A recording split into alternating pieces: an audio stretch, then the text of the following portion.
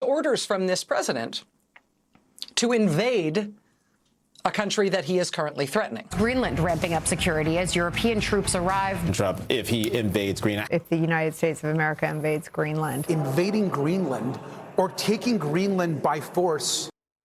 That was the media. Rachel Maddow, Nicole Wallace, Democrats for weeks now falsely claiming Trump was going to attack Greenland, invade Greenland, that the U.S. is going to go to war and break the NATO alliance. But here's what they missed, that over the past 5 months, the Trump administration has sold more than $15 billion of weapons and arms to Denmark in 7 separate deals. Now, why would the U.S. be selling weapons to a nation the media said Trump was going to attack?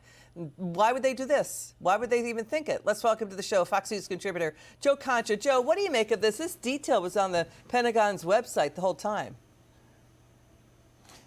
Well, yeah, that would take a little bit of, 3 seconds of work and due diligence, Liz. But our media really isn't interested in that. They have a predetermined narrative that they then therefore pursue and hope that it works out somehow. But every time it doesn't seem to now, does it? And that's just what bias is in a nutshell. Because if we listened to the media just earlier this week, that Norman Schwarzkopf or some sort of Norman Schwarzkopf type general was going to lead U.S. forces and Navy SEALs into a country with just 57,000 people, you could fill basically Dallas's football stadium twice over with that number. Obviously, this proves once again that the media peddles in 3 things. They peddle in fear, they peddle in hyperbole, and they peddle, we're trying to say, unhinged hysteria. And again, once again, it did not work because look at where we are now. Yeah, I mean, even if they just listened to NATO Chief Mark Rutte, he said this is a solid deal with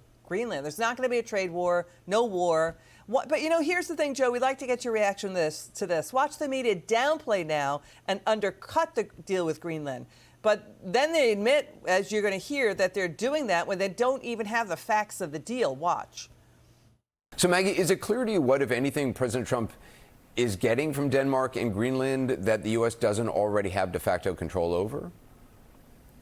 No, and look, Anderson, we don't know the answers to these questions. There's a lot left unsaid. As of now, based on what they're talking about, it looks as if they're talking about something that is already in existence. And in fact, the U.S. used to have a greater military presence in Greenland. It got scaled back after the Cold War. Big announcements and also big questions and confusion. What is new? I suppose I should have been much more careful about even calling it a deal at this point. A framework with a lot of questions. We're going to dig into whether the president's announcement is really just a continuation of what's already been in place for years. Not so much. We checked it. We checked independently the facts about this.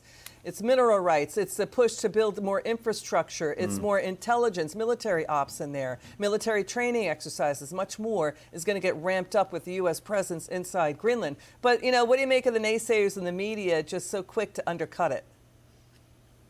Oh, yeah. It was funny listening to Maggie Haberman basically talking about an NFL football game midway through the first quarter, trying to pretend like, oh, well, this is how it's going to end, when she literally admitted that she didn't know the details of the deal. I'm sorry. Did we have a Golden Dome being built in Greenland or over Greenland as far as intercepting missiles that would go over Greenland? First, no, of course not. Minerals deal, not to this extent. And overall, just the access we'll have to Greenland, which will be so strategically important and from an economic perspective as well as, again, they got it wrong, and they're not going to admit they got it wrong because, well, you need shame and integrity to do that, and they don't have either. Thank you so much, Joe Concha. You're wonderful. Great to see you again.